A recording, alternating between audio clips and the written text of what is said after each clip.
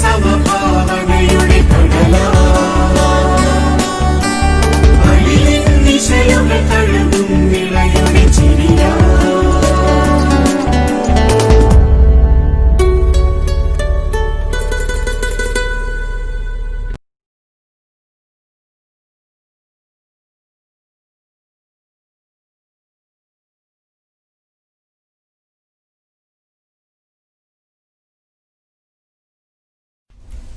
എല്ലാവർക്കും സ്വാഗതം.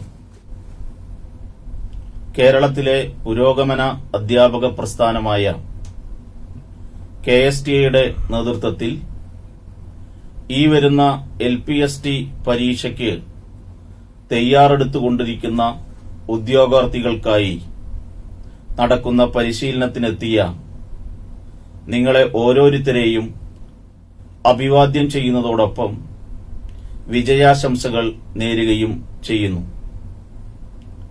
100 മാർക്കിനുള്ള ഒബ്ജക്റ്റീവ് പരീക്ഷയാണ് ഈ പരീക്ഷയുടെ ഭാഗമായി ഉണ്ടാകുക. കുറെ കാലമായി പരീക്ഷയ്ക്ക് ചിട്ടയോടുകൂടി നന്നായി തയ്യാറെടുത്തുകൊണ്ടിരിക്കുന്ന നിങ്ങളുടെ പഠനത്തിൽ സഹായകമായ ഒരു കൈത്താങ്ങ് നൽകുക എന്നതാണ് ഈ പരിശീലനത്തിന്റെ ഉദ്ദേശം. നിങ്ങളെ ചതിക്കുഴിയിലേക്ക് തള്ളിവിടുക എന്നതാണ് ചോദ്യകർത്താവിന്റെ ഏറ്റവും പ്രധാനപ്പെട്ട ഉത്തരവാദിത്തം. അറിയാവുന്ന മേഖലകളിൽ നിങ്ങളെ പരമാവധി വഴിതെറ്റിക്കുക എന്ന രീതിയാണ് പൊതുവെ മത്സര പരീക്ഷകളിൽ സ്വീകരിച്ചുകൊണ്ടിരിക്കുന്ന സമീപനം. അതുകൊണ്ട് തന്നെ വളരെ ശ്രദ്ധയോടെയും കരുതലോടെയും വേണം ഓരോ ചോദ്യത്തെയും നേരിടാൻ. അമിതമായ ആത്മവിശ്വാസവും അമിതമായ ഉത്കണ്ഠയും അശ്രദ്ധയും പലപ്പോഴും നമ്മളെ പ്രയാസപ്പെടുത്തിയേക്കാം. അതിനൊന്നും ഇടവരുത്താതെ അറിയാവുന്നത് ആദ്യം, അല്പമറിയുന്നത് അതിനുശേഷം, ആലോചിച്ച് ഉത്തരമെഴുതേണ്ടത് ഏറ്റവും അവസാനം എന്ന രീതിയിൽ ചോദ്യങ്ങളെ നേരിടുകയാണെങ്കിൽ ശുഭാപ്തി വിശ്വാസത്തോടുകൂടി ഈ പരീക്ഷയിൽ വിജയം കൈവരിക്കാൻ നിങ്ങൾക്ക് കഴിയും. ഇന്ന് നമ്മൾ ചർച്ച ചെയ്യുന്നത് പുരോഗമന വിദ്യാഭ്യാസ ചിന്തകരെക്കുറിച്ചും അവരുടെ വിദ്യാഭ്യാസ കാഴ്ചപ്പാടുകളും മനഃശാസ്ത്രപരമായ സമീപനങ്ങളുമാണ്. പരീക്ഷയ്ക്ക് 20ഓളം ചോദ്യങ്ങൾ ഈ മേഖലയിൽ നിന്ന് ഉണ്ടാകും എന്നാണ് പ്രതീക്ഷിക്കുന്നത്. നമുക്ക് ക്ലാസ്സിലേക്ക് കടക്കാം. ആദ്യത്തെ വിഷയ മേഖലയായ വിദ്യാഭ്യാസ മനഃശാസ്ത്രവും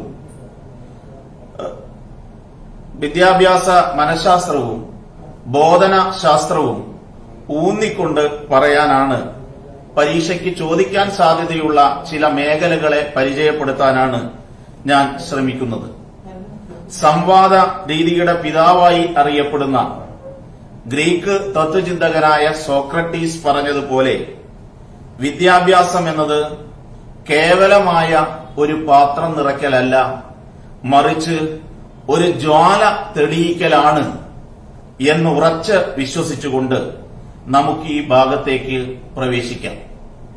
പ്രസിദ്ധ ജർമ്മൻ തത്വചിന്തകനായ ഇമ്മാനുവൽ കാന്റ് പറഞ്ഞതുപോലെ, perception without conception is blind, conception without perception is empty. അതായത് സൈദ്ധാന്തിക ജ്ഞാനമില്ലാത്ത പ്രയോഗവും പ്രയോഗത്തിലൂടെ സാധൂകരിക്കാൻ കഴിയാത്ത സൈദ്ധാന്തിക ധാരണകളും പ്രയോജനരഹിതമാണ് എന്നാണ് ഇമ്മാനുവൽ കാന്റ് പറഞ്ഞുവെക്കുന്നത്. ഒരു നല്ല മെഡിക്കൽ കോളേജിൽ പ്രൊഫസറാകാൻ രോഗികളെ പരിശോധിച്ച് നല്ല പരിചയം വേണം. അങ്ങനെ പ്രായോഗിക പരിജ്ഞാനവും അതോടൊപ്പം സൈദ്ധാന്തികമായ ധാരണയും ഉള്ള ഒരാൾക്കു മാത്രമേ നല്ല ഒരു അധ്യാപകനാകാൻ കഴിയൂ എന്നത് നിങ്ങൾ മനസ്സിലാക്കണം. ലോകത്ത് വിശ്വോത്തരമായ ഒരുപാട് വിദ്യാലയ സമ്പ്രദായങ്ങൾ വളർന്നു വന്നിട്ടുണ്ട്. നമ്മുടെ പരീക്ഷയ്ക്ക് അതുമായി ബന്ധപ്പെട്ട് ചില ചോദ്യമേഖലകൾ പലപ്പോഴും ഉണ്ടായിട്ടുണ്ട്. ഒന്ന് പരിചയപ്പെടാം. പെസ്റ്റലോസി എന്ന് പറയുന്ന വിദ്യാഭ്യാസ ചിന്തകനാണ് ബോർഡിംഗ് സ്കൂൾ എന്ന് പറയുന്ന ആശയം മുന്നോട്ട് വയ്ക്കുന്നത്. ഫ്രോബൽ, നിങ്ങൾക്ക് പരിചിതനായ ഫ്രോബൽ കിൻഡർ ഗാർട്ടൻ എന്ന് പറയുന്ന ആശയം മുന്നോട്ട് വയ്ക്കുന്നു. ജോൺ ഡ്യൂയി എന്ന് പറയുന്ന ചിന്തകൻ ലബോറട്ടറി സ്കൂൾ എന്ന് പറയുന്ന പുതിയ ഒരു ആശയം വിദ്യാലയങ്ങളുമായി ബന്ധപ്പെട്ട് മുന്നോട്ട് വയ്ക്കുകയുണ്ടായി.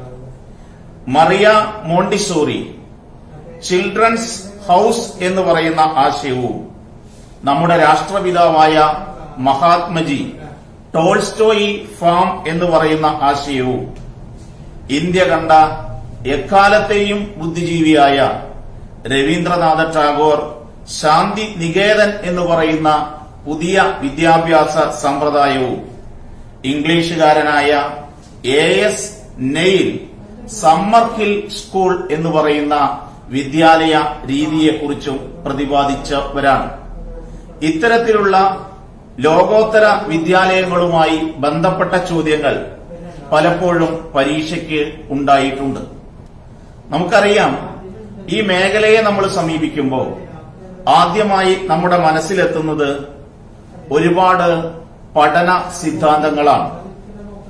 നമ്മൾ പഠിച്ചു കഴിഞ്ഞ പല സിദ്ധാന്തങ്ങളും പഴഞ്ചനായിട്ട് അറിയപ്പെടുന്നതാണ്.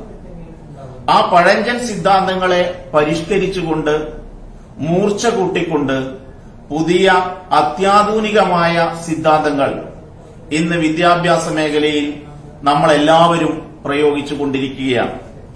അപ്പൊ പഴയത് പഠിച്ചു വേണം പുതിയതിലേക്ക് പ്രവേശിക്കാൻ എന്നുള്ളതുകൊണ്ട് പഴയ ചില സിദ്ധാന്തങ്ങളിൽ പരീക്ഷയ്ക്ക് ചോദിക്കാറുള്ള ചില കാര്യങ്ങൾ നിങ്ങളെ പരിചയപ്പെടുത്താം. അതിലൊന്നാണ് വ്യവഹാരവാദം.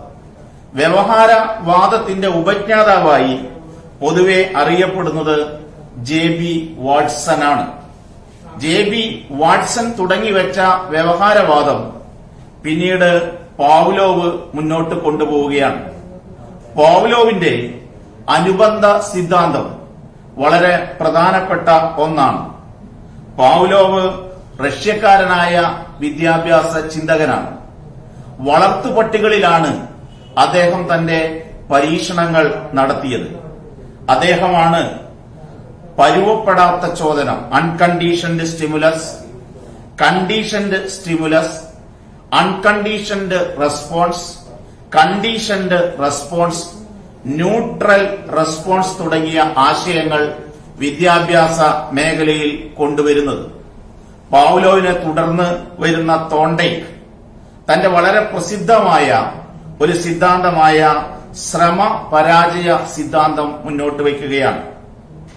ആ സിദ്ധാന്തം അദ്ദേഹം പരീക്ഷിച്ച് കണ്ടെത്തിയത് പൂച്ചകളിലൂടെയാണ്. പൂച്ചകളിൽ പരീക്ഷണം നടത്തിയാണ്. ലോ ഓഫ് എഫക്റ്റ് ഫലനിയമം, ലോ ഓഫ് എക്സർസൈസ് അഭ്യാസ നിയമം, ലോ ഓഫ് റെഡിനസ് സന്നദ്ധ നിയമങ്ങൾ, ഇതെല്ലാം ഈ തോണ്ടൈക്കുമായി ബന്ധപ്പെട്ട് കിടക്കുന്ന വിദ്യാഭ്യാസ ചിന്തകളാണ്. ഇതേ ഗണത്തിൽപ്പെടുന്ന മറ്റൊരു വിദ്യാഭ്യാസ ചിന്തകനാണ് ബി.എഫ്. സ്കിന്നർ. സ്കിന്നർ എലികളിലാണ് തന്റെ പരീക്ഷണം നടത്തിയത്. അതോടൊപ്പം പ്രാവിലും അദ്ദേഹം പരീക്ഷണം നടത്തുകയുണ്ടായി. ഇദ്ദേഹത്തിന്റെ സിദ്ധാന്തം പ്രക്രിയാനുബന്ധ സിദ്ധാന്തം എന്ന പേരിലാണ് അറിയപ്പെടുന്നത്. ഇവിടെ അദ്ദേഹം ഈ സിദ്ധാന്തത്തിൽ മുന്നോട്ട് വയ്ക്കുന്നത് നെഗറ്റീവും പോസിറ്റീവുമായിട്ടുള്ള റീഇൻഫോഴ്സ്മെന്റിനെ കുറിച്ച് സൂചിപ്പിക്കാനാണ്. മറ്റൊരു മേഖല വൈജ്ഞാനിക വ്യവഹാരവാദത്തിന്റെ മേഖലയാണ്. ആ മേഖലയിൽ സ്ഥാപകനായി അറിയപ്പെടുന്നത് മാർക്സ് വെത്തീമറാണ്. മാർക്സ് വെത്തീമർ മുന്നോട്ട് വെച്ച ഗസ്റ്റാൾട്ട് മനഃശാസ്ത്രത്തിന്റെ ആശയങ്ങൾ പ്രചാരത്തിൽ കൊണ്ടുവന്ന പ്രധാനപ്പെട്ട ചിന്തകന്മാരാണ്. അന്തർദൃഷ്ടി സിദ്ധാന്തത്തിന്റെ വക്താവായ കോഹ്ലർ, അടയാള സിദ്ധാന്തത്തിന്റെ വക്താവായ ടോൾമാൻ, പ്രബലന സിദ്ധാന്തത്തിന്റെ വക്താവായ ഹാൾ, ക്ഷേത്ര സിദ്ധാന്തത്തിന്റെ വക്താവായ കർട്ട് ലെവിൻ എന്നിവർ. ഇവരിൽ നിന്നാണ് ഇന്ന് ലോകം അംഗീകരിക്കുന്ന പുരോഗമനപരമായ വിദ്യാഭ്യാസ ചിന്തകളുടെ തുടക്കം. ഞാൻ ഈ സെഷനിൽ കൂടുതലും ഊന്നാൻ ആഗ്രഹിക്കുന്ന മേഖല പുരോഗമന വിദ്യാഭ്യാസ ചിന്തകളെ കുറിച്ചാണ്. അതിൽ അഗ്രഗണനീയൻ എന്ന് അറിയപ്പെടുന്നത് ജാൻ ആമോസ് കൊമേനിയസ് ആണ്. കൊമേനിയസ് എന്ന് പറയുന്ന മൊറേവിയക്കാരനായ വിദ്യാഭ്യാസ ചിന്തകനെയാണ് ആധുനിക വിദ്യാഭ്യാസത്തിന്റെ പിതാവ് എന്ന് വിശേഷിപ്പിക്കുന്നത്. കൊമേനിയസിന്റെ പേരിലാണ് യുനെസ്കോ, വിദ്യാഭ്യാസ രംഗത്ത് പ്രവർത്തിച്ചുകൊണ്ടിരിക്കുന്ന അന്താരാഷ്ട്ര സംഘടനയായ യുനെസ്കോ, വിദ്യാഭ്യാസ രംഗത്ത് അന്തർദേശീയ പുരസ്കാരം നൽകി വരുന്നത് കൊമേനിയസിന്റെ പേരിലാണ്. കൊമേനിയസ് എഴുതിയ ഒരുപാട് കൃതികളുണ്ട്. ആ കൃതികളിൽ ഏറ്റവും പ്രധാനപ്പെട്ട ഒന്ന് ദ ഗ്രേറ്റ് ഡൈഡാക്റ്റിക് എന്ന് പറയുന്ന പുസ്തകമാണ്. എല്ലാവരും വായിച്ചിരിക്കേണ്ട ഒരു പുസ്തകമാണ് ദ ഗ്രേറ്റ് ഡൈഡാക്റ്റിക്സ്. അതുപോലെ അദ്ദേഹം എഴുതിയ മറ്റൊരു പ്രധാന പുസ്തകം the gate of tongues unlocked എന്ന് പറയുന്ന പുസ്തകമാണ്. അദ്ദേഹം വലിയ സംഭാവനകളാണ് നമ്മുടെ വിദ്യാഭ്യാസ മേഖലയ്ക്കായി നൽകിയത്. ലോകത്താദ്യമായി കുട്ടികൾക്കായി തയ്യാറാക്കിയ സചിത്ര പുസ്തകം ഇദ്ദേഹത്തിന്റേതാണ്. എന്ന് പറഞ്ഞാൽ നമ്മുടെ പൂമ്പാറ്റയെ പോലെ, നമ്മുടെ ബാലരമയെ പോലെ, നമ്മുടെ മുത്തശ്ശിയെ പോലെ, കുട്ടികൾക്ക് വേണ്ടി തത്തമ്മയെ പോലെ കുട്ടികൾക്ക് വേണ്ടി തയ്യാറാക്കിയ ലോകത്തിലെ ആദ്യത്തെ സചിത്ര പുസ്തകമാണ് കൊമേനിയസിന്റെ the visible world of pictures എന്ന് പറയുന്ന പുസ്തകം. അദ്ദേഹത്തിന്റെ മറ്റൊരു പ്രസിദ്ധമായ പുസ്തകമാണ് പ്രിഫേസ് ടു ദ ടീച്ചർ, അധ്യാപകർക്കൊരാമുഖം. അതുപോലെ ഇൻട്രൊഡക്ഷൻ ടു ഫിലോസഫി തുടങ്ങിയ പുസ്തകങ്ങൾ കൊമേനിയസിന്റെ വിദ്യാഭ്യാസ കാഴ്ചപ്പാടുകൾ മുന്നോട്ട് വയ്ക്കുന്ന പുസ്തകങ്ങളാണ്. അദ്ദേഹം ദ ഗ്രേറ്റ് ഡൈഡാക്റ്റിക്കിൽ പറയുന്ന ഒരു വാചകം അധ്യാപക വിദ്യാർത്ഥികളായ നമ്മളെ സംബന്ധിച്ചിടത്തോളം വളരെ പ്രധാനപ്പെട്ടതാണ്. അദ്ദേഹം പറയുന്നു, വിവിധ ഗ്രന്ഥകർത്താക്കളിൽ നിന്നും സ്വരുക്കൂട്ടിയ പദങ്ങളുടെയും ആശയങ്ങളുടെയും ശേഖരം കുട്ടികളുടെ തലയിൽ കുത്തി നിറയ്ക്കലല്ല വിദ്യാഭ്യാസം, മറിച്ച് അവരുടെ അറിയാനുള്ള കഴിവിനെ പുറത്തേക്ക് തുറന്നു വെക്കലാണ് വിദ്യാഭ്യാസം എന്നാണ് കൊമേനിയസ് മുന്നോട്ട് വയ്ക്കുന്നത്. ഒരു ചെടിയിൽ നിന്ന് പൂക്കൾ ഉണ്ടാകുന്നത് പോലെ സ്വാഭാവികമായി വളർന്നു വരേണ്ടതാണ് ഓരോ കുട്ടിയിലുമുള്ള കഴിവുകൾ എന്നാണ് കൊമേനിയസ് പറയുന്നത്. ഇങ്ങനെ വ്യത്യസ്തങ്ങളായ വിദ്യാഭ്യാസ ചിന്തകൾ മുന്നോട്ട് വെച്ചതുകൊണ്ട് കൊമേനിയസിനെ ടീച്ചർ ഓഫ് നേഷൻസ് എന്നാണ് വിശേഷിപ്പിക്കപ്പെടുന്നത്. അദ്ദേഹം പറയുന്നു, വസ്തുക്കൾക്ക് മുമ്പ് വാക്കുകൾക്ക് മുമ്പ് വസ്തുക്കൾ എന്ന് പറയുന്ന സിദ്ധാന്തം മുന്നോട്ട് വെച്ച, എന്ന ആശയം മുന്നോട്ട് വെച്ച വക്താവാണ് അദ്ദേഹം. വാക്കുകൾക്ക് മുമ്പ് വസ്തുക്കൾ എന്ന് പറയുന്ന ആശയം മുന്നോട്ട് വെച്ച ചിന്താഗതിക്കാരനാണ്. വിദ്യാഭ്യാസവുമായി ബന്ധപ്പെട്ട ഒരുപാട് ആശയങ്ങൾ, ഒമ്നിക്ക ഗ്രഡാറ്റീവ്, ഓട്ടോപ്സി, ഓട്ടോപ്രാക്സി, നമുക്ക് പരീക്ഷയ്ക്ക് വേണ്ടിയായതുകൊണ്ട് ഞാനൊരു വിശദമായ ഇതിലേക്ക് ഇത് കടക്കുന്നില്ല. ഇങ്ങനെ വ്യത്യസ്തങ്ങളായ ആശയങ്ങൾ വിദ്യാഭ്യാസ മേഖലയിൽ കൊണ്ടുവന്ന് പുരോഗമനപരമായ കാഴ്ചപ്പാട്, എല്ലാവരെയും എല്ലാം പഠിപ്പിക്കുക എന്ന പാൻസോഫി എന്ന് പറയുന്ന ആശയം അടക്കം മുന്നോട്ട് വെച്ച ചിന്തകന് പുരോഗമന വിദ്യാഭ്യാസ ചിന്തകന്മാർക്കിടയിൽ വലിയ സ്ഥാനമാണുള്ളത്. മറ്റൊരു പ്രധാനി ഫ്രഞ്ച് വിപ്ലവത്തിന്റെ പ്രവാചകൻ എന്നറിയപ്പെടുന്ന റൂസോ ആണ്. റൂസോ ഒരുപാട് പുസ്തകങ്ങൾ എഴുതിയിട്ടുണ്ട്. സോഷ്യൽ കോൺട്രാക്ട് ഉൾപ്പെടെയുള്ള, കൺഫഷൻസ് ഉൾപ്പെടെയുള്ള പുസ്തകങ്ങൾ എഴുതിയ ചിന്തകൻ. വിദ്യാഭ്യാസ മേഖലയുമായി എഴുതിയ പുസ്തകമാണ് എമിലി എന്ന് പറയുന്ന പുസ്തകം. 1762 റൂസോ ഈ പുസ്തകം രചിക്കുന്നത്. ആ പുസ്തകത്തിൽ എമിലിയുടെ വിവിധ വിദ്യാഭ്യാസ ഘട്ടങ്ങളെക്കുറിച്ചാണ് അദ്ദേഹം പരാമർശിക്കുന്നത്. ആ പുസ്തകത്തിൽ അദ്ദേഹം പറയുന്നു, എന്റെ എമിലിക്ക് ഞാൻ വായിക്കാൻ കൊടുക്കുന്ന പുസ്തകം റോബിൻസൺ ക്രൂസോ ആയിരിക്കുമെന്ന് അദ്ദേഹം പറയുന്നു. റോബിൻസൺ ക്രൂസോ എന്ന് പറയുന്ന പുസ്തകം നമ്മളൊക്കെ വായിച്ചതാണ്, പഠിച്ചതാണ്. ഒരൊറ്റപ്പെട്ട ദ്വീപിൽ വർഷങ്ങളോളം കഴിയേണ്ടി വന്ന റോബിൻസൺ ക്രൂസോയുടെ കഥ വിവരിക്കുന്ന പുസ്തകമാണ്. ഡാനിയൽ ഡീഫോ എന്ന് പറയുന്ന എഴുത്തുകാരൻ എഴുതിയ ചരിത്രം മുറ്റി നിൽക്കുന്ന ഒരു പുസ്തകമാണ് ഈ റോബിൻസൺ ക്രൂസോ എന്ന് പറഞ്ഞാൽ പ്രകൃതിയോട് മല്ലടിച്ചുകൊണ്ട് മനുഷ്യൻ പഠിച്ചെടുക്കുന്ന വിവിധ അറിവുകൾ പ്രതിപാദിക്കുന്ന പുസ്തകമാണ് റോബിൻസൺ ക്രൂസോ.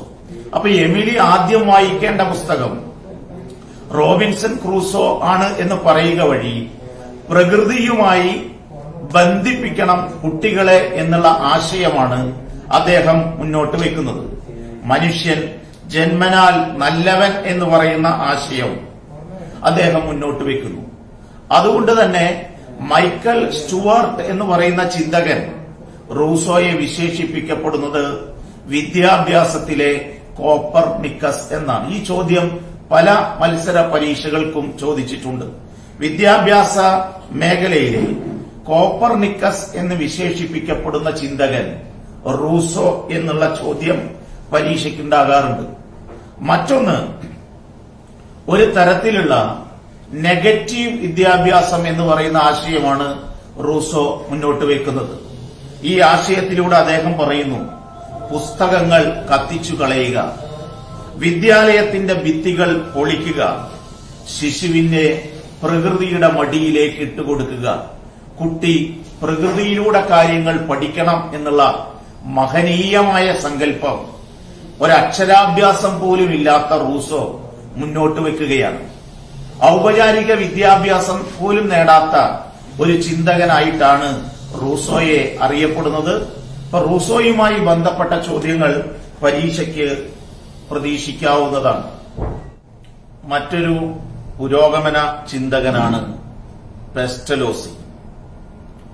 സ്വിറ്റ്സർലൻഡിൽക്കാരനായ വിദ്യാഭ്യാസ ചിന്തകനായ പെസ്റ്റലോസിയെ ബോധന ശാസ്ത്രത്തിന്റെ പിതാവ് എന്നാണ് വിശേഷിപ്പിക്കപ്പെടുന്നത്.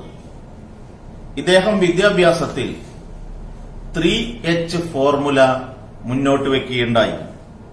ഹേർട്ട് ഹൃദയം, ഹെഡ് മസ്തിഷ്കം, ഹാൻഡ് കൈ, ഈ 3 ഭാഗങ്ങളുടെയും സംയോജനത്തിന്റെ ഭാഗമായിട്ടാണ് വിദ്യാഭ്യാസം ഉണ്ടാകുന്നത് എന്ന കാഴ്ചപ്പാടാണ് പെസ്റ്റലോസി മുന്നോട്ട് വയ്ക്കുന്നത്.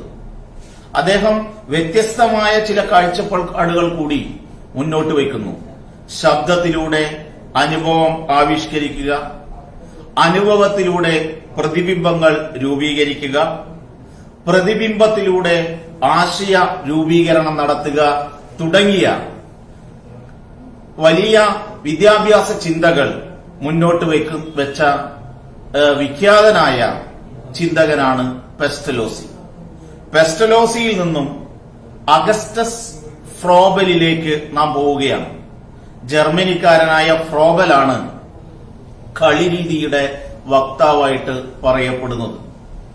കുട്ടികൾക്ക് കളിയിലൂടെയാണ് പഠിപ്പിക്കേണ്ടത് എന്ന കാഴ്ചപ്പാട് അദ്ദേഹം മുന്നോട്ട് വയ്ക്കുകയാണ്. അതിനുവേണ്ടി അദ്ദേഹം കൊണ്ടുവന്ന ആശയത്തെയാണ് ഗിഫ്റ്റ് ആൻഡ് ഒക്കുപേഷൻ എന്ന പേരിൽ അറിയപ്പെടുന്നത്. അതായത് കളിക്കോപ്പുകളും പ്രവർത്തനങ്ങളും, കളിക്കോപ്പുകളിലൂടെയും പ്രവർത്തനങ്ങളിലൂടെയും കുട്ടികളെ പഠിപ്പിച്ചു കഴിഞ്ഞാൽ പഠിക്കുന്ന കാര്യങ്ങൾ അവന് ഹൃദിസ്ഥമാകും എന്ന ഒരു കാഴ്ചപ്പാടാണ് അദ്ദേഹം മുന്നോട്ട് വെച്ചത്. മറ്റൊരു പ്രധാനി യാനസ് കൊർസാക്കാണ്. യാനസ് കൊർസാക്ക് പോളണ്ടുകാരനായ വിദ്യാഭ്യാസ ചിന്താഗതിക്കാരനാണ്. കുട്ടികളുടെ സ്വയംഭരണത്തെ സംബന്ധിച്ച് ഓർഫൻ എഡ്യൂക്കേഷനെ സംബന്ധിച്ച് ഉള്ള കാഴ്ചപ്പാട് മുന്നോട്ട് വെച്ച വിദ്യാഭ്യാസ ചിന്തകനാണ് യാനസ് കൊർസാക്ക്. യാനസ് കൊർസാക്കിന് ശേഷം നമ്മൾ പ്രവേശിക്കുന്നത് നതാഷ ക്രൂപ്സ്കായ എന്ന് പറയുന്ന വിദ്യാഭ്യാസ ചിന്തകയിലേക്കാണ്. അവർ വലിയ സംഭാവനകളാണ് റഷ്യയിൽ വിദ്യാഭ്യാസ രംഗത്ത് ആരംഭിക്കുകയും അത് പിന്നീട് ലോകമാകെ അംഗീകരിക്കുകയും ചെയ്തത്. സാക്ഷരതാ പ്രസ്ഥാനത്തിന്റെ ഉപജ്ഞാതാവ് എന്ന പേരിലാണ് ക്രൂപ്സ്കായ അറിയപ്പെടുന്നത്. യുനെസ്കോ നൽകുന്ന ഒരു പ്രധാനപ്പെട്ട അവാർഡ്, സാക്ഷരതാ രംഗത്ത് പ്രവർത്തിക്കുന്നവർക്കുള്ള അവാർഡ് യുനെസ്കോ നൽകുന്നത് ഈ നതാഷ ക്രൂപ്സ്കായയുടെ പേരിലാണ് എന്നത് അവരുടെ മഹത്വം വിളിച്ചോതുന്നതാണ്.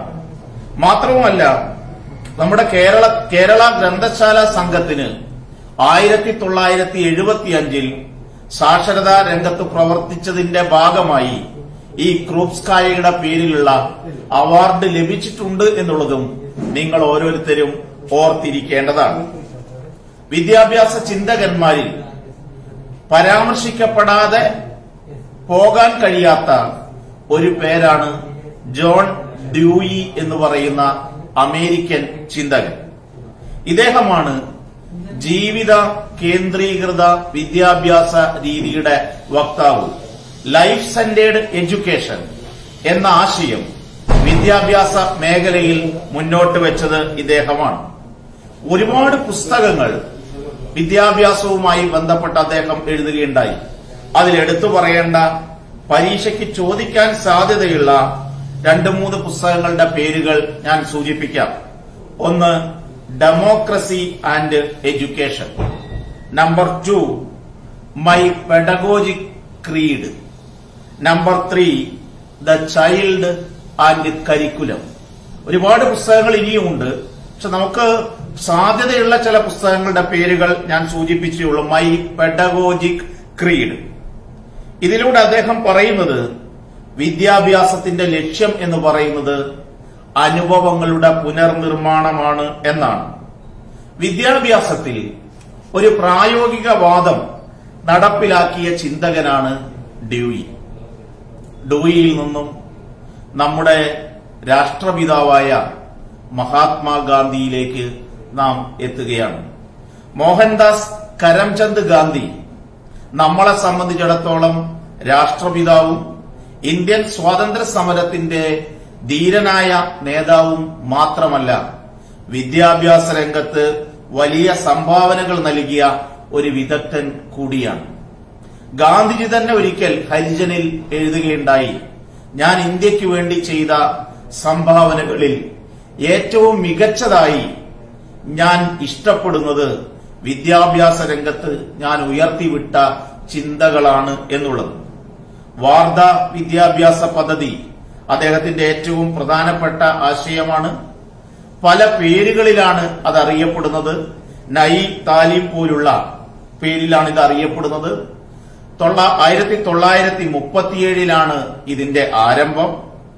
വാർധയിൽ വെച്ചാണ് ഈ സമ്മേളനം നടക്കുന്നത്. ആ സമ്മേളനത്തിലെ അധ്യക്ഷൻ ഡോക്ടർ സക്കീർ ഹുസൈൻ ആയിരുന്നു. ഈ വാർധ പദ്ധതിയുടെ ഏകദേശം 7 വർഷം നീണ്ടു നിൽക്കുന്ന വിദ്യാഭ്യാസ പദ്ധതിയാണ് മുന്നോട്ട് വയ്ക്കുന്നത്. ഇങ്ങനെയുള്ള ചോദ്യങ്ങൾ പല പരീക്ഷകൾക്കും ആവർത്തിച്ച് കണ്ടിട്ടുണ്ട്. വിദ്യാഭ്യാസ കാര്യങ്ങളിൽ ഗാന്ധിയെ സ്വാധീനിച്ച ഏറ്റവും പ്രധാനപ്പെട്ട പുസ്തകം ജോൺ റസ്കിൻ എഴുതിയ അൺടു ദ ലാസ്റ്റ് എന്ന് പറയുന്ന പുസ്തകമാണ്. ഗാന്ധി വിദ്യാഭ്യാസ മേഖലയുമായി ബന്ധപ്പെട്ടുകൊണ്ട് ഒരുപാട് പുസ്തകങ്ങൾ എഴുതുകയുണ്ടായി. അതിലേറ്റവും പ്രധാനപ്പെട്ടത് എഡ്യൂക്കേഷൻ ഫോർ ലൈഫ് എന്ന് പറയുന്ന പുസ്തകമാണ്. ഗാന്ധിജിയുടെ വിദ്യാഭ്യാസത്തെ സംബന്ധിക്കുന്ന നിർവചനം നമുക്കെല്ലാം ഓർമ്മയുണ്ട്. കുട്ടികളുടെയും മുതിർന്നവരുടെയും ശരീരത്തിലും മനസ്സിലും ആത്മാവിലുമുള്ള ഉത്തമാംശങ്ങളുടെ സമ്പൂർണ്ണ പ്രകാശനമാണ് വിദ്യാഭ്യാസം എന്ന് പറയുന്ന മഹനീയമായ കാഴ്ചപ്പാടാണ് ഗാന്ധിജി മുന്നോട്ട് വെച്ചത്. നമ്മുടെ ഇന്ത്യക്കാരനായ മറ്റൊരു വിശ്വോത്തര വിദ്യാഭ്യാസ ചിന്തകനാണ് രവീന്ദ്രനാഥ ടാഗോർ. വിദ്യാഭ്യാസത്തിലൂടെ കുട്ടികളെ വിശ്വ പൗരന്മാരാക്കി വാർത്തെടുക്കണം എന്ന കാഴ്ചപ്പാടാണ് ടാഗോർ മുന്നോട്ട് വെച്ചത്. നിലവിലുള്ള വിദ്യാലയങ്ങളെ തടവറകളായിട്ടാണ് അദ്ദേഹം വിശേഷിപ്പിച്ചത്. അദ്ദേഹം പറയുന്നു, എരിഞ്ഞുകൊണ്ടിരിക്കുന്ന ഒരു ദീപത്തിനെ മറ്റൊരു ദീപം തെളിയിക്കാനാവും. എത്ര അർത്ഥവത്തായ കാര്യമാണ് അദ്ദേഹം പറഞ്ഞു വെച്ചത്. തന്റെ ആശയങ്ങൾ നടപ്പിലാക്കാൻ 901 ശാന്തി നികേതൻ ആരംഭിച്ചു. 921 ആയപ്പോഴേക്കും ശാന്തി നികേതൻ വിശ്വഭാരതിയായിട്ട് മാറുകയാണ്. ഒരുപാട് സംഭാവനകൾ. നമുക്ക് സമയക്കുറവ് മൂലം ടാഗോറിനെ കുറിച്ച് പറയാൻ സമയക്കുറവ് മൂലം കഴിയില്ല എന്ന് സൂചിപ്പിക്കുകയാണ്. പരീക്ഷയ്ക്ക് ശ്രദ്ധിക്കേണ്ട ഒരു പ്രധാന ഭാഗമാണ് ടാഗോർ എന്ന് ഞാൻ ഓർമ്മപ്പെടുത്തുകയാണ്. മറ്റൊരു ചിന്തകൻ ഇവാൻ ഇലീച്ച് ആണ്. ഓസ്ട്രേലിയക്കാരനായ ഇലീച്ച്, അദ്ദേഹത്തിന്റെ പുസ്തകത്തിന്റെ പേര് തന്നെ ഡി സ്കൂളിംഗ് സൊസൈറ്റി എന്നാണ്. പരീക്ഷയ്ക്ക് പലതവണ ഇത് ചോദിച്ചിട്ടുണ്ട്. പല പരീക്ഷകൾക്ക് ചോദിച്ച ചോദ്യമാണ് ഡി സ്കൂളിംഗ് സൊസൈറ്റി. ഇവിടെ അദ്ദേഹം പറയുന്നത് വിദ്യാലയം ഒരു തടവറയാണ് എന്ന് ടാഗോർ പറഞ്ഞു വെച്ചെങ്കിൽ ആ തടവറയാകുന്ന വിദ്യാലയങ്ങളിൽ നിന്ന് കുട്ടികളെ മോചിപ്പിക്കണം എന്ന വിദ്യാലയ നിരാകരണം എന്ന് പറയുന്ന ആശയമാണ് ഇവാൻ ഇലീച്ച് മുന്നോട്ട് വയ്ക്കുന്നത്. സ്കൂളുകൾ ഒഴിവാക്കി 4 തരത്തിലുള്ള നെറ്റ്വർക്കുകളിലൂടെ കുട്ടികൾക്ക് വിദ്യാഭ്യാസം കൊടുക്കണം എന്നാണ് ഇലീച്ച് പറയുന്നത്. അതിലൊന്ന് വായനശാലകൾ, ലബോറട്ടറികൾ, മ്യൂസിയങ്ങൾ, വിനോദശാലകൾ തുടങ്ങിയ വിവര സ്രോതസ്സുകളിലൂടെ കുട്ടികൾക്ക് അറിവ് ലഭിക്കും. മറ്റൊന്ന് അദ്ദേഹം പറയുന്നത് നൈപുണിയുടെ വിനിമയം ആണ്. മൂന്നാമത് അദ്ദേഹം പറയുന്നത് പീർ മാച്ചിങ്ങിന്റെ ഭാഗമായി കുട്ടികളിലേക്ക് അറിവെത്തുമെന്നുള്ളതാണ്. ഏറ്റവും അവസാനം പറയുന്നു, ഒരു കുട്ടിക്ക് ലഭിക്കേണ്ട അറിവുകളുടെ ഒരു ഡയറക്ടറി തയ്യാറാക്കിക്കൊണ്ട് ആ ഡയറക്ടറി വഴിയും എന്ന് പറഞ്ഞാൽ പൂർണ്ണമായും വിദ്യാഭ്യാസത്തിലെ സ്ഥാപനവൽക്കരണത്തെ നിരാകരിച്ച ചിന്തകനാണ് ഇവാൻ ഇലീച്ച്. മറ്റൊരു മഹനീയയായ വിദ്യാഭ്യാസ ചിന്തകയാണ് മറിയ മോണ്ടിസോറി. ഇറ്റലിയിലാണ് ജനിച്ചത്. കാസഡൈ ബാംബിനി എന്ന് പറയുന്ന ഇറ്റാലിയൻ പദത്തിലൂടെ കുട്ടികളുടെ വീട് എന്ന ആശയമാണ് മോണ്ടിസോറി മുന്നോട്ട് വയ്ക്കുന്നത്. അതിനുവേണ്ടി അവർ ഒരു പഠനോപകരണം തന്നെ വികസിപ്പിച്ചെടുത്ത് ഇത് പരീക്ഷയ്ക്ക് പലപ്പോഴായി ചോദിച്ചിട്ടുണ്ട്. അതിന്റെ പേരാണ് ഡിഡാക്റ്റിക് അപ്പാരറ്റസ്. ഇപ്പൊ വിദ്യാഭ്യാസ മേഖലയിൽ ഡിഡാക്റ്റിക് അപ്പാരറ്റസ് എന്ന് പറയുന്ന ഉപകരണം വികസിപ്പിച്ച ചിന്തകയാണ്. അതുപോലെ വിദ്യാഭ്യാസം സ്വച്ഛതയുള്ള ഒന്നാകണം എന്ന ആശയം അവർ മുന്നോട്ട് വയ്ക്കാൻ നോർമലൈസേഷൻ ഓഫ് എഡ്യൂക്കേഷൻ എന്ന് പറയുന്ന ആശയം. ഒരുപാട് പുസ്തകങ്ങളും ഇവർ രചിക്കുകയുണ്ടായി. അതിലേറ്റവും പ്രധാനപ്പെട്ടതാണ് ദ ചിൽഡ്രൻസ് ആർ ഡിഫറൻറ്റ്. മറ്റൊരു പുസ്തകമാണ് the discovery of the world എന്ന് പറയുന്ന പുസ്തകം. മറ്റൊരു പ്രധാനി പിയാഷെയാണ്, ജീൻ പിയാഷെ. കൺസ്ട്രക്റ്റിവിസത്തിന്റെ വക്താവായിട്ടാണ് പിയാഷെ അറിയപ്പെടുന്നത്. സ്വിറ്റ്സർലൻഡുകാരനായ ചിന്തകനാണ് പിയാഷെ. അദ്ദേഹത്തിന്റെ ഒരു കാഴ്ചപ്പാട് തന്നെ വളരെ പ്രധാനമാണ്. എനിക്ക് വിദ്യാഭ്യാസത്തെക്കുറിച്ച് ഒരു കാഴ്ചപ്പാടുമില്ല എന്ന് പറഞ്ഞു വെച്ചുകൊണ്ട് വിദ്യാഭ്യാസത്തെ സംബന്ധിച്ച് ഉള്ള വിശാലമായ കാഴ്ചപ്പാട് അവതരിപ്പിച്ച ചിന്തകനായിട്ടാണ് പിയാഷെ അറിയപ്പെടുന്നത്. അദ്ദേഹം പറയുന്നു, പഠനം എന്നത് കുട്ടികൾ ചുറ്റുപാടുകളുമായി ബന്ധപ്പെട്ട് നടത്തുന്ന അനുരൂപീകരണ പ്രക്രിയയാണ്. ഒരു തരത്തിലുള്ള അഡാപ്റ്റേഷൻ ടെക്നോളജിയാണ് വിദ്യാഭ്യാസം എന്നാണ് പിയാഷെ പറയുന്നത്. അദ്ദേഹം പറയുന്നു, ഓരോ പ്രശ്നവും പഠിതാവിന്റെ മനസ്സിൽ ഒരസന്തുലിതാവസ്ഥ സൃഷ്ടിക്കും. ഓരോ അറിവും ഓരോ വിജ്ഞാനാംശമാണ്. ആ വിജ്ഞാനാംശത്തെ അദ്ദേഹം സ്കീമ എന്നാണ് വിളിച്ചത്. ഇത് പരീക്ഷയ്ക്ക് പലപ്പോഴും ഉള്ള മേഖലയായതുകൊണ്ടാണ് ഞാൻ സൂചിപ്പിക്കുന്ന സ്കീമ ഇൻ എഡ്യൂക്കേഷൻ. അങ്ങനെ അനവധി അറിവുകൾ ചേരുമ്പോഴാണ് അത് ഒരു വിജ്ഞാന ഘടനയായിട്ട് മാറുന്നത്. അതിന് അദ്ദേഹം വിളിക്കുന്ന പേര് സ്കീംസ് എന്നാണ്. ഇപ്പൊ സ്കീമയും സ്കീംസും വിദ്യാഭ്യാസത്തിൽ കൊണ്ടുവന്ന ചിന്തകനാണ് പിയാഷെ. അറിവിന്റെ വികാസ തത്വങ്ങളുടെ വക്താവായി പിയാഷെയെ പരിഗണിക്കുന്നു. 4 ഘട്ടങ്ങളെക്കുറിച്ച് അദ്ദേഹം പ്രതിപാദിക്കുന്നുണ്ട്. നിങ്ങൾ വളരെ വിശദമായി ഫോക്കസ് ചെയ്യേണ്ട ഒരു മേഖലയാണ് പിയാഷെയുടെ അറിവിന്റെ വികാസഘട്ടങ്ങൾ. പേര് മാത്രം ഞാൻ സൂചിപ്പിച്ചു പോകാം. ഇന്ദ്രിയ ചാലക ഘട്ടം, പ്രാക് വ്യാപാരഘട്ടം, രൂപാത്മക വ്യാപാരഘട്ടം, ഔപചാരിക മനോവ്യാപാരഘട്ടം. ഈ ഓരോ ഘട്ടങ്ങളിലെയും വിദ്യാഭ്യാസ പ്രക്രിയകളും ആ പ്രക്രിയകളിലെ സ്റ്റേജുകൾ, ഏജ് അടക്കമുള്ള സ്റ്റേജുകളുമായി ബന്ധപ്പെട്ടുകൊണ്ട് ഓരോ ഘട്ടങ്ങളിലും നടക്കുന്ന വിദ്യാഭ്യാസപരമായിട്ടുള്ള കുട്ടി നേടുന്ന അറിവുകൾ എന്നത് സംബന്ധിച്ച ചോദ്യങ്ങൾ പരീക്ഷയ്ക്ക് പ്രതീക്ഷിക്കാവുന്നതാണ്. റഷ്യക്കാരനായ വിദ്യാഭ്യാസ ചിന്തകനാണ് വൈഗോട്സ്കി. നിർഭാഗ്യമെന്ന് പറയട്ടെ, 37ാമത്തെ വയസ്സിൽ അദ്ദേഹം മരണമടയുകയുണ്ടായി. ആ 37 വയസ്സിനുള്ളിൽ അദ്ദേഹം വിദ്യാഭ്യാസ മേഖലയ്ക്ക് നൽകിയ പുരോഗമനപരമായ ചിന്തകൾ എല്ലാ കാലത്തും സ്മരിക്കപ്പെടും. അദ്ദേഹത്തിന്റെ കൃതികളിൽ ഏറ്റവും പ്രധാന കൃതിയായി പരിഗണിക്കപ്പെടുന്നത് പെഡഗോജിക്കൽ സൈക്കോളജി എന്ന് പറയുന്ന പുസ്തകമാണ്.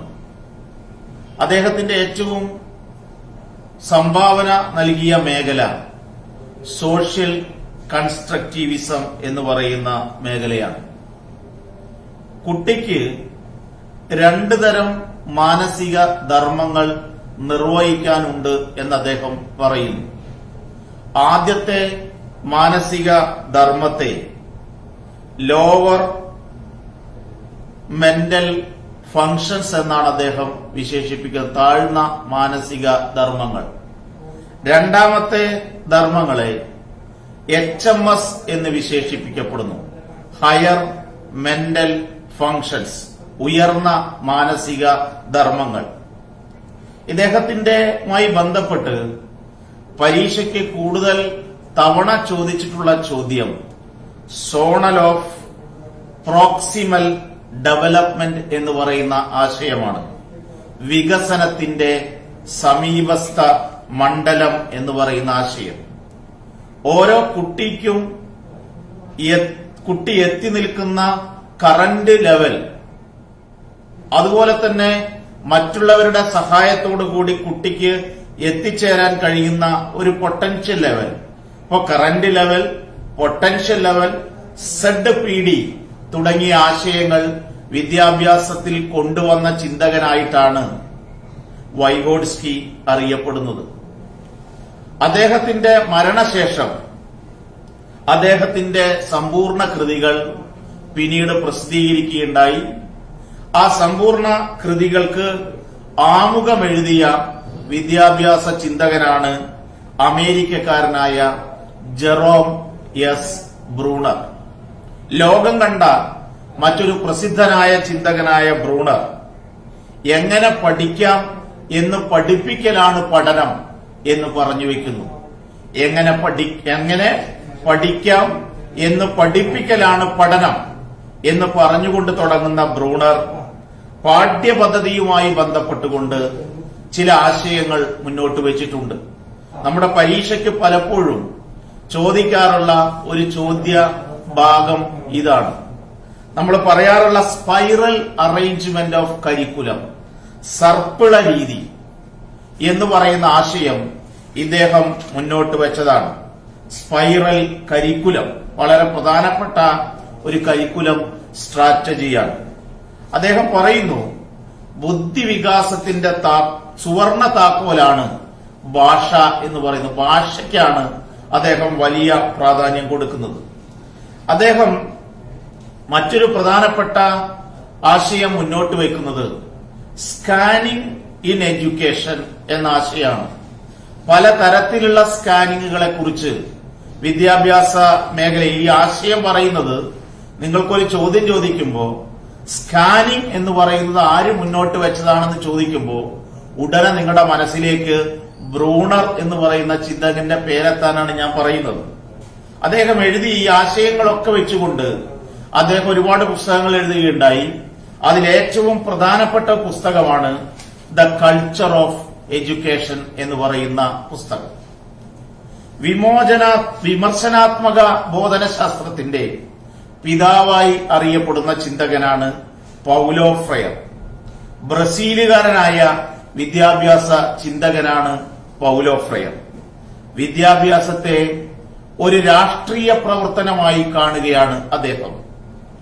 അതിലൂടെ മാത്രമേ രാഷ്ട്രത്തിന്റെ മോചനം സാധ്യമാകൂ എന്ന് വിശ്വസിച്ച ചിന്തകനാണ് പൗലോ ഫ്രയർ. നിലവിലുള്ള വിദ്യാഭ്യാസ സമ്പ്രദായത്തെ അദ്ദേഹം അതിനിശിതമായി വിമർശിക്കുകയാണ്. നിലവിലുള്ള വിദ്യാഭ്യാസത്തെ ബാങ്കിംഗ് എഡ്യൂക്കേഷൻ എന്നാണ് അദ്ദേഹം വിശേഷിപ്പിക്കുന്നത്. മലയാളത്തിൽ അതിന് ഇണക്കി വളർത്തൽ വിദ്യാഭ്യാസം എന്ന് പറയും. ഇതിനു പകരം വിമോചനാത്മകമായ വിദ്യാഭ്യാസമാണ് ആരംഭിക്കേണ്ടത് എന്ന കാഴ്ചപ്പാടാണ് പൗലോ ഫ്രയർ മുന്നോട്ട് വയ്ക്കുന്നത്. ഒരുപാട് തവണ അദ്ദേഹത്തിന്റെ പുസ്തകങ്ങൾ പരീക്ഷയ്ക്ക് ചോദ്യങ്ങളായി വന്നിട്ടുണ്ട്. അതിലൊന്നാണ് the pedagogy of the oppressed. The pedagogy of the oppressed. ഈ പുസ്തകങ്ങളിൽ അദ്ദേഹം പറയുന്നത് മനുഷ്യവംശത്തിന്റെ വിമോചനത്തിനും മനുഷ്യവംശത്തിന്റെ സ്വാതന്ത്ര്യത്തിനും വേണ്ടിയുള്ള ഒരു സാംസ്കാരിക പ്രവർത്തനമാണ് വിദ്യാഭ്യാസം എന്നാണ് അദ്ദേഹം പറഞ്ഞു വെക്കുന്നത്. കൾച്ചറൽ ടൂൾസ് എങ്ങനെ വിദ്യാഭ്യാസത്തിൽ സമർത്ഥമായി ഉപയോഗിക്കാം എന്ന് പറഞ്ഞുവെച്ച ചിന്തകനാണ് ബ്രൂണർ. മറ്റൊരു പ്രധാനി ഗാർഡ്നറാണ്. എഡ്വേർഡ് ഏൾ ഗാർഡ്നർ എന്നാണ് അദ്ദേഹത്തിന്റെ മുഴുവൻ പേര്. ജർമ്മനിക്കാരനാണ്. പലതവണ PSC ചോദ്യപേപ്പറുകളിൽ ഇടം കണ്ട ചിന്തകനാണ്. അദ്ദേഹത്തിന്റെ ഏറ്റവും പ്രസിദ്ധമായ പുസ്തകം 1999 എഴുതിയ ഇന്റലിജൻസ് റീഫ്രെയിംഡ് എന്ന് പറയുന്ന പുസ്തകമാണ്. നമ്മുടെ ബുദ്ധിയെ അദ്ദേഹം ഒന്ന് പുനരാവിഷ്കരിക്കുകയാണ്. ഇദ്ദേഹത്തെയാണ് മൾട്ടിപ്പിൾ ഇന്റലിജൻസിന്റെ പിതാവ് എന്ന് വിളിക്കപ്പെടുന്നത്. ബഹുമുഖ ബുദ്ധിയുടെ പിതാവ് എന്ന് വിശേഷിപ്പിക്കപ്പെടുന്ന ചിന്തകനാണ് ഗാർഡ്നർ. അദ്ദേഹത്തിന്റെ പുസ്തകത്തിലൂടെ 9 ബുദ്ധിമേഖലകളെ കുറിച്ച് അദ്ദേഹം പരാമർശിക്കുന്നു. പരീക്ഷയ്ക്ക് ശ്രദ്ധിക്കേണ്ട ഒരു മേഖലയാണ് ഗാർഡ്നർ മുന്നോട്ട് വെച്ച 9 ബുദ്ധിമേഖലകൾ. വിദ്യാഭ്യാസത്തിലെ ഏറ്റവും വലിയ പ്രോജക്റ്റ് എന്നറിയപ്പെടുന്നത് അദ്ദേഹത്തിന്റെ പ്രോജക്റ്റാണ്. ആ പ്രോജക്റ്റിന്റെ പേര് സീറോ പ്രോജക്റ്റ് എന്നാണ്. Zero project. അതുപോലെ മറ്റൊരു ചിന്തകനാണ് ആൽഫ്രഡ് ബിനെ. നിങ്ങൾക്ക് വളരെ പരിചിതമായ ഒരു പേരാണ് ബിനെയുടെ പേര്. അദ്ദേഹത്തെയാണ് ഫാദർ ഓഫ് ഇന്റലിജൻസ് ടെസ്റ്റ് എന്ന് വിളിക്കപ്പെടുന്നത്. IQ എങ്ങനെയാണ് കണക്കാക്കുക? അല്ലെ, ഇന്റലിജൻസ് കോഷ്യന്റ് എന്ന് പറയുന്ന ആശയം മെന്റൽ ഏജിനെ ക്രോണോളജിക്കൽ ഏജ് കൊണ്ട് ഡിവൈഡ് ചെയ്യുകയും 100 കൊണ്ട് മൾട്ടിപ്പിൾ ചെയ്യുകയും ചെയ്ത് IQ കണക്കാക്കുന്ന രീതി, ആ രീതിശാസ്ത്രം ലോകത്തെ പരിചയപ്പെടുത്തിയ വിദ്യാഭ്യാസ ചിന്തകനാണ് ആൽഫ്രഡ് ബിനെ. ഇവിടെ മറ്റൊരാളുടെ പേര് കൂടി നിങ്ങൾ ഓർത്തിരിക്കേണ്ടത് നന്നാകും. അയാളാണ് ഡാനിയൽ ഗോൾമാൻ. ഡാനിയൽ ഗോൾമാൻ ആണ് EQ എന്ന് പറയുന്ന ആശയം, ഇമോഷണൽ കോഷ്യന്റ് എന്ന് പറയുന്ന ആശയം മുന്നോട്ട് വെച്ചത്. ഇപ്പൊ നമ്മൾ പുരോഗമന വിദ്യാഭ്യാസ ചിന്തകന്മാരുടെ കാര്യങ്ങളാണ് പരിശോധിച്ച് കഴിഞ്ഞിട്ടുള്ളത്. നമ്മൾ തുടങ്ങിയത് പഴയകാല വിദ്യാഭ്യാസ ചിന്തകന്മാരിൽ നിന്ന് ചേഷ്ടാവാദം, ബിഹേവിയറിസം മുന്നോട്ട് വെച്ച ചിന്തകന്മാരിൽ നിന്ന് പുരോഗമനപരമായ വിദ്യാഭ്യാസ ചിന്തകൾ ഈ മേഖലയിൽ വളർത്തിക്കൊണ്ടുവന്ന ആളുകളെ സംബന്ധിച്ചുള്ള ചോദ്യങ്ങൾ പരീക്ഷയ്ക്ക് പ്രതീക്ഷിക്കാം. ഇതൊരു ബ്രഷപ്പ് സെഷൻ ആണ് എന്നുള്ളതുകൊണ്ട് ഇത്രയും കാര്യങ്ങൾ ഞാൻ നിങ്ങളുമായി സംവദിക്കുകയാണ്. അടുത്ത ഭാഗത്തേക്ക് പ്രവേശിക്കാം. നമുക്കിനി ചില വിദ്യാഭ്യാസ ഏജൻസികളെ പരിചയപ്പെടാം. അതിലേറ്റവും പ്രധാനം ഐക്യരാഷ്ട്ര സംഘടനയുടെ വിദ്യാഭ്യാസ ഏജൻസിയായ യുനെസ്കോ ആണ്.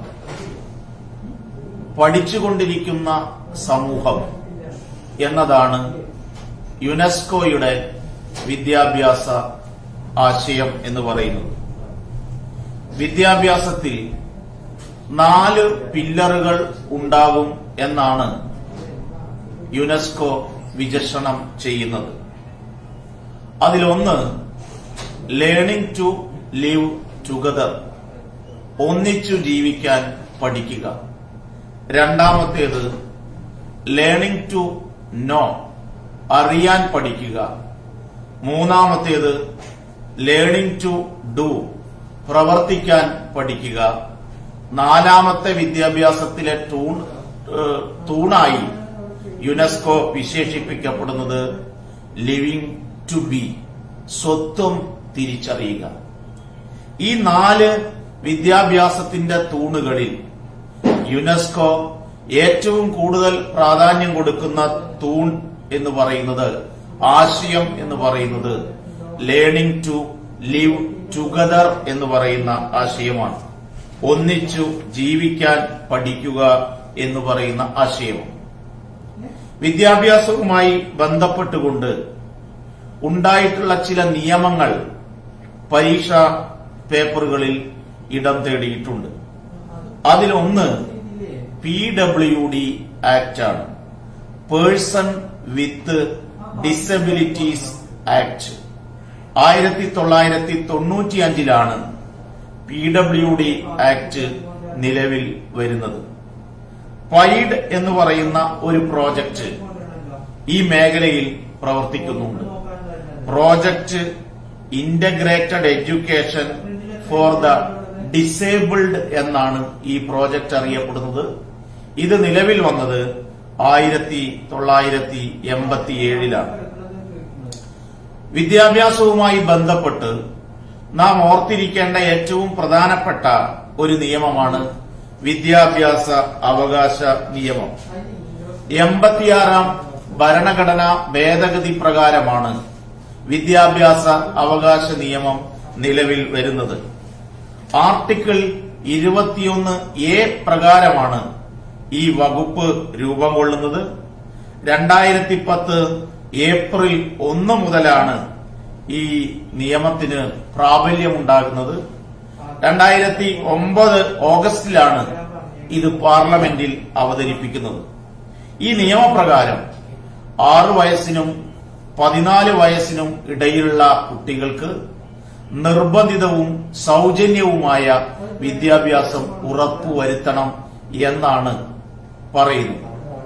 അതോടൊപ്പം വിദ്യാഭ്യാസത്തിൽ അവസര സമത്വം, സാമൂഹ്യ നീതി, ഗുണനിലവാരം എന്നിവ മുന്നോട്ട് വയ്ക്കുന്ന ഈ 3 ആശയങ്ങൾ ഉയർത്തിപ്പിടിക്കുന്ന ഒരു വലിയ ഭരണഘടനാപരമായ ഭേദഗതിയാണ് വിദ്യാഭ്യാസ അവകാശ നിയമത്തിന്റെ ഭാഗമായി നമ്മുടെ രാജ്യത്ത് നടപ്പാക്കിയിട്ടുള്ളത്. വിദ്യാഭ്യാസത്തെക്കുറിച്ച് പരാമർശിക്കുമ്പോൾ ബ്രിട്ടീഷ് കാലഘട്ടത്തിൽ നടന്ന ചില വിദ്യാഭ്യാസ കാര്യങ്ങളെക്കുറിച്ചുള്ള പരിശോധനയും ആവശ്യമാണ്. ഇന്ത്യയിലെ വിദ്യാഭ്യാസത്തിന് ആദ്യമായി 1 ലക്ഷം രൂപ നീക്കിവെച്ചത് 1813 ചാർട്ടർ നിയമപ്രകാരമാണ്. പല പരീക്ഷാ പേപ്പറുകളിലും ഈ ചാർട്ടർ നിയമത്തിന്റെ വർഷം പരാമർശിക്കപ്പെട്ടിട്ടുണ്ട്. അതുപോലെ മെക്കോളയുടെ മിനുട്സ്, ഇന്ത്യക്കാരന് കൊടുക്കേണ്ട വിദ്യാഭ്യാസം പാശ്ചാത്യ വിദ്യാഭ്യാസമാണോ, പരമ്പരാഗത വിദ്യാഭ്യാസമാണോ എന്നത് പരിശോധിക്കാൻ ബ്രിട്ടീഷ് കാലത്ത് നിയമിക്കപ്പെട്ട കമ്മീഷൻ മെക്കോളെ കമ്മീഷൻ. അവരുടെ മിനുട്സ് ആണ് മെക്കോളെ മിനുട്സ് എന്നറിയപ്പെടുന്നത്. 1835 ഈ മിനുട്സ് വരുന്നത്. ഈ മിനുട്സ് പ്രകാരമാണ് ഡൗൺവേർഡ് ഫിൽട്രേഷൻ തിയറി, ചോർപ്പ സിദ്ധാന്തം വിദ്യാഭ്യാസത്തിൽ കൊണ്ടുവരുന്നത്. പിന്നീട് 1854 വുഡ്സ് ഡെസ്പാച്ച്. ആ വുഡ്സ് ഡെസ്പാച്ച് ആണ് ഇന്ത്യൻ വിദ്യാഭ്യാസത്തിലെ മാഗ്ന കാർട്ട എന്ന് വിളിക്കുന്നത്. ആ കമ്മീഷന്റെ ശുപാർശയെ തുടർന്നാണ് ഇന്ത്യ രാജ്യത്ത് പൊതുവിദ്യാഭ്യാസ വകുപ്പ് രൂപം കൊള്ളുന്നത്. ബോംബെ, കൽക്കത്ത, മദ്രാസ് എന്നിവിടങ്ങളിൽ യൂണിവേഴ്സിറ്റികൾ സ്ഥാപിതമാകുന്നത് എല്ലാം ഈ വുഡ്സ് ഡെസ്പാച്ചിലെ ശുപാർശകളെ തുടർന്നാണ്. ബ്രിട്ടീഷുകാരുടെ കാലത്ത് രൂപം കൊണ്ട മറ്റൊരു കമ്മീഷനാണ് ഹണ്ടർ കമ്മീഷൻ. 1882 Hunter commission. ഈ കമ്മീഷനെ ഇന്ത്യൻ എഡ്യൂക്കേഷൻ കമ്മീഷൻ എന്നും വിളിക്കുന്നുണ്ട്. ഞാൻ അതിന്റെ വിശദാംശങ്ങളിലേക്ക് പോകുന്നില്ല. നിങ്ങൾ പഠിച്ച ആളുകൾ എന്നുള്ള നിലയ്ക്ക് ഇതുകൂടി ഒന്ന് ഓർത്തെടുക്കുന്നത് നന്നായിരിക്കും. അതുപോലെ മറ്റൊരു ബ്രിട്ടീഷ് കമ്മീഷനാണ് 1902 റാലി കമ്മീഷൻ. ഈ കമ്മീഷനാണ് ഇന്ത്യൻ യൂണിവേഴ്സിറ്റി കമ്മീഷൻ എന്നറിയപ്പെടുന്നത്. 1917 Sadler commission, 1929 Hartog committee, 1937 Abbott Wood committee, 1944 Sargent committee എന്നിവയും ബ്രിട്ടീഷ് കാലത്ത് വിദ്യാഭ്യാസ മേഖലയിൽ വലിയ മാറ്റങ്ങൾ ഉണ്ടാക്കിയ കമ്മിറ്റികളും അവരുടെ ശുപാർശകളും ഓർത്തിരിക്കുന്നത് നന്നായിരിക്കും. അതിനുശേഷം സ്വാതന്ത്ര്യാനന്തര ഇന്ത്യയിൽ ഒരുപാട് കമ്മീഷനുകൾ രൂപം കൊള്ളുകയുണ്ടായി. ആ കമ്മീഷനുകളിൽ ആദ്യത്തേത് സർവകലാശാല വിദ്യാഭ്യാസ കമ്മീഷൻ. ഡോക്ടർ എസ് രാധാകൃഷ്ണന്റെ അധ്യക്ഷതയിലാണ് ഈ കമ്മീഷൻ വരുന്നത്. അതുകൊണ്ട് രാധാകൃഷ്ണൻ കമ്മീഷൻ എന്നും ഇതിനെ വിളിക്കപ്പെടുന്നു. 48-49 കാലത്താണ്. ഈ കമ്മീഷന്റെ ശുപാർശകൾ പരിശോധിക്കേണ്ടത് അത്യാവശ്യമാണ്. അതിലേറ്റവും പ്രധാനപ്പെട്ട ഒന്ന് UGCയുടെ ഫോർമേഷനാണ്. 1953 UGC രൂപം കൊള്ളുന്നത്. മറ്റൊരു കമ്മീഷൻ സെക്കൻഡറി എഡ്യൂക്കേഷൻ കമ്മീഷനാണ്. ലക്ഷ്മണസ്വാമി മുതലിയാർ കമ്മീഷൻ എന്നും ഇതറിയപ്പെടുന്നു. 1952-53 കാലഘട്ടത്തിൽ സെക്കൻഡറി വിദ്യാഭ്യാസത്തിൽ ഊന്നിയ കമ്മീഷനാണിത്. അതിനുശേഷമാണ് ഇന്ത്യൻ വിദ്യാഭ്യാസ കമ്മീഷൻ എന്ന് വിളിക്കപ്പെടുന്ന 1964-66 കാലഘട്ടത്തിലെ കോത്താരി കമ്മീഷൻ വരുന്നത്. ഒരുപാട് നല്ല ശുപാർശകൾ മുന്നോട്ട് വെച്ച കമ്മീഷനാണ് കോത്താരി കമ്മീഷൻ. ഇന്ന് പ്രചാരത്തിലുള്ള 10+2+3 പാറ്റേൺ നമ്മുടെ രാജ്യത്ത് നടപ്പിലാക്കിയ കമ്മീഷനാണ്. ഈ കമ്മീഷന്റെ ശുപാർശകളുടെ അടിസ്ഥാനത്തിലാണ് 1968 ദേശീയ വിദ്യാഭ്യാസ നയം ഉണ്ടാക്കുന്നത്. പിന്നീട് 1986 ആയപ്പോഴേക്കും പുതിയ വിദ്യാഭ്യാസ നയം വരികയാണ്, ദേശീയ വിദ്യാഭ്യാസ നയം. ആ ദേശീയ വിദ്യാഭ്യാസ നയത്തിലെ ശുപാർശകൾ പല വട്ടം പരീക്ഷകൾക്ക് ചോദിച്ചിട്ടുണ്ട്. ഓപ്പറേഷൻ ബ്ലാക്ക് ബോർഡ് എന്ന് പറയുന്ന പദ്ധതി, SCERTയുടെ രൂപീകരണം, ഡയറ്റ് രൂപീകരണം, നവോദയ വിദ്യാലയങ്ങളുടെ രൂപീകരണം, അതെല്ലാം ഈ ദേശീയ വിദ്യാഭ്യാസ നയത്തിന്റെ ഭാഗമായി ഉണ്ടായിട്ടുള്ള കാര്യങ്ങളാണ്. അതിനുശേഷം 1990 Ramamurthy commission, 1992 Janardhanan committee, 1993 Yashpal committee, ഇതൊക്കെ തന്നെ സ്വാതന്ത്ര്യാനന്തര കാലഘട്ടത്തിലുണ്ടായ കമ്മീഷനുകളാണ്. ഇക്കൂട്ടത്തിൽ ഇപ്പോ ഇറങ്ങിയിട്ടുള്ള വിദ്യാഭ്യാസ കമ്മീഷനെ കുറിച്ചും നിങ്ങൾ ഓർക്കുന്നത് നന്നായിരിക്കും. 2020 ദേശീയ വിദ്യാഭ്യാസ നയം. 2020 ഇന്ത്യൻ പാർലമെന്റിൽ പോലും ചർച്ച ചെയ്യാതെ അവതരിപ്പിക്കപ്പെട്ട ദേശീയ വിദ്യാഭ്യാസ നിയമം ഇന്ത്യയുടെ കേന്ദ്ര മാനവ വിഭവശേഷി വികസന മന്ത്രി രമേശ് പൊഖ്രിയാലാണ് അവതരിപ്പിച്ചത്. ഈ നിയമം 66 പേജുകളിലായി, ആമുഖമടക്കം 66 പേജുകളിലായിട്ടാണ് ഈ നയത്തെക്കുറിച്ച് പ്രതിപാദിക്കുന്നത്. 27 അധ്യായങ്ങളാണ് ഈ റിപ്പോർട്ടിലുള്ളത്. 4 ഭാഗങ്ങളായി നമുക്ക് അവയെ തിരിക്കാം. ഒന്നാമത്തെ ഭാഗം സ്കൂൾ വിദ്യാഭ്യാസത്തെക്കുറിച്ചാണ് പറയുന്നത്. 1 മുതൽ 8 വരെയുള്ള അധ്യായങ്ങളിലാണ് സ്കൂൾ വിദ്യാഭ്യാസം പ്രതിപാദിക്കുന്നത്. 9 മുതൽ 19 വരെയുള്ള ഭാഗം ഉന്നത വിദ്യാഭ്യാസ മേഖലയെക്കുറിച്ച് പരാമർശിക്കുന്നു. 20 മുതൽ 24 വരെയുള്ള അധ്യായങ്ങൾ പ്രൊഫഷണൽ എഡ്യൂക്കേഷനെ കുറിച്ചും അഡൾട്ട് എഡ്യൂക്കേഷനെ കുറിച്ചും പരാമർശിക്കുന്നതാണ്. 25 മുതൽ 27 വരെയുള്ള അധ്യായങ്ങളിൽ വിദ്യാഭ്യാസത്തിന്റെ വ്യാപനം, അതിന്റെ സാമ്പത്തിക കാര്യങ്ങൾ, അതിന്റെ നടത്തിപ്പ് തുടങ്ങിയ കാര്യങ്ങളാണ് പ്രതിപാദിക്കുന്നത്. ഇതോടൊപ്പം ചോദിക്കാറുള്ള ചില കാര്യങ്ങൾ നമ്മുടെ വിദ്യാഭ്യാസ മേഖലയിൽ പല സ്ഥാപനങ്ങളും രൂപം കൊണ്ട വർഷം ചോദിക്കാറുണ്ട്. കേന്ദ്രീയ വിദ്യാലയങ്ങൾ 1962 ഇന്ത്യ രാജ്യത്ത് ആരംഭിക്കുന്നത്. നവോദയ വിദ്യാലയങ്ങൾ ദേശീയ വിദ്യാഭ്യാസ നയത്തിന്റെ ഭാഗമായി 1986 ആരംഭിക്കുന്നത്. ആദ്യത്തെ ഓപ്പൺ യൂണിവേഴ്സിറ്റി ആരംഭിക്കുന്നത് 1982 ഇന്ത്യയിലെ ആദ്യത്തെ ഓപ്പൺ യൂണിവേഴ്സിറ്റി ആന്ധ്ര യൂണിവേഴ്സിറ്റിയാണ്.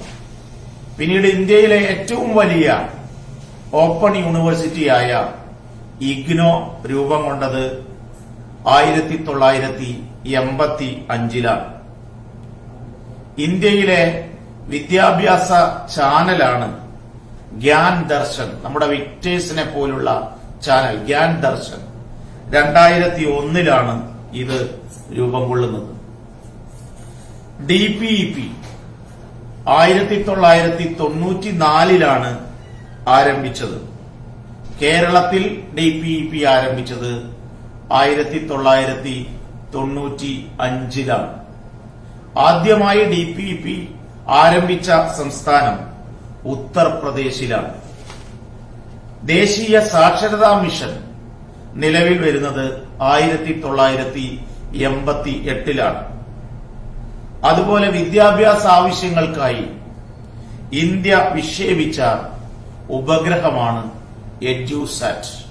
2004 സെപ്റ്റംബർ മാസം 20 വിക്ഷേപിക്കപ്പെടുന്നത്. SSA 2001 ആരംഭിക്കുന്നത്. RMSA 2009 ആരംഭിക്കുന്നത്. NCERT 1961 ആരംഭിക്കുന്നത്.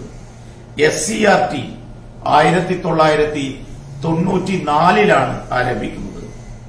ഡയറ്റുകൾ 1986 ആരംഭിക്കുന്നത്.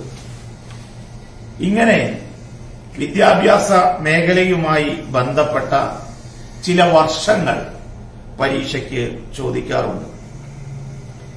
സമ്പൂർണ്ണ സാക്ഷരത കേരളം നേടിയത് 1991 വിദ്യാഭ്യാസത്തിലെ കേരളത്തിലെ അധ്യാപകരുടെ മാഗ്ന കാർട്ട എന്നറിയപ്പെടുന്ന KER 1959 നിലവിൽ വരുന്നത്.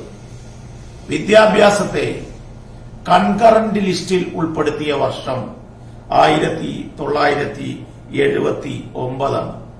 ഈ 79 കുട്ടികളുടെ അന്താരാഷ്ട്ര വർഷമായിട്ട് അറിയപ്പെടുന്നത്. 1979 കുട്ടികളുടെ അന്താരാഷ്ട്ര വർഷമായിട്ട് അറിയപ്പെടുന്നു. അപ്പൊ വിദ്യാഭ്യാസ മേഖലയുമായി ബന്ധപ്പെട്ട് പരീക്ഷയ്ക്ക് ചോദിക്കാൻ സാധ്യതയുള്ള ചില ഭാഗങ്ങളെ പരിചയപ്പെടുത്താനാണ് ഞാൻ ഈ സെഷൻ ഉപയോഗപ്പെടുത്തിയത്. വിദ്യാഭ്യാസ മേഖലയുമായി ബന്ധപ്പെട്ട് ചോദിക്കാൻ സാധ്യതയുള്ള ചില ഭാഗങ്ങളെ പരിചയപ്പെടുത്താൻ മാത്രമാണ് ഞാൻ ഈ അവസരം ഉപയോഗിക്കുന്നത്. ഈ മത്സര പരീക്ഷയിൽ പങ്കെടുക്കുന്ന എല്ലാവർക്കും വിജയാശംസകൾ നേരുകയാണ്. ജോലി കിട്ടിക്കഴിഞ്ഞാൽ ശരിയുടെ പക്ഷത്ത് നിൽക്കാൻ നിങ്ങൾക്ക് കഴിയുമെന്ന് പ്രത്യാശിക്കുന്നു. ഒരധ്യാപകൻ യഥാർത്ഥത്തിൽ ഒരു